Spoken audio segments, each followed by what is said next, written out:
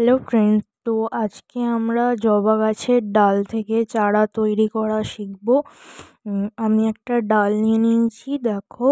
তারপর কাঁচি দিয়ে ভালো করে ডালটা পরিষ্কার করে নিতে হবে। প্রত্যেকটা পাতা কেটে দিতে হবে, কারণ ডালটা পুঁতলে পাতাগুলো এমনিতেই হলুদ হয়ে যাবে। তাই জন্য আমি পাতাগুলো আগে থেকেই কেটে নিই প্রত্যেকবারে। তো আমি সেটাই করছি, তোমরা দেখো। আর ডালগুলো পরিষ্কার করলে ডালটা তাড়াতাড়ি শিকড় নিতে সুবিধে হয়। তো দেখো, আমি প্রত্যেকটা পাতা ভালো করে পরিষ্কার করে দিচ্ছি, যাতে আমার ডালটাকে তৈরি করতে আরো সুবিধা হয়।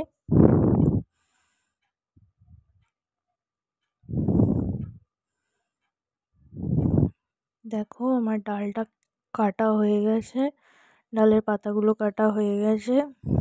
তো আমার গাছের কোনো রুট হরমোন নেই, আমি আগেও বলেছি। ডালটাকে আমি তেড়ছাভাবে কেটে নিচ্ছি, দেখো।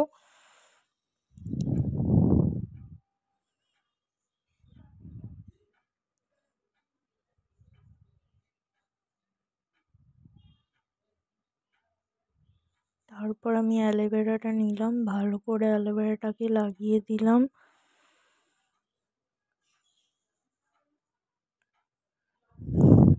এবার আমি তৈরি করা মাটিতে পুঁতে দেবো। আমি আগেও বলেছি যে আমি মাটিটা নর্মালি রাখি। আমি যে মাটিতে গাছ তৈরি করি সেই মাটিতে আমি কোনো দিনই বালি মেশাই না বা কোনো সারও মেশাই না। তাতে গাছটা তৈরি হতে দেরি হয় বা গাছের ডালটা নষ্ট হয়ে যায়। তো ভালো করে টিপে টিপে গাছটাকে বসাতে হবে। তো দেখো, আমি সেটাই করছি, ভালো করে টিপে টিপে গাছটা বসাচ্ছি। আর ডালটা হাওয়াতে নড়লে চলবে না, ডালটা যাতে মাটিতে শক্ত হয়ে পুঁতে থাকে সেদিকে নজর রাখতে হবে। তো আমি সেটাই করছি, তোমরা দেখো।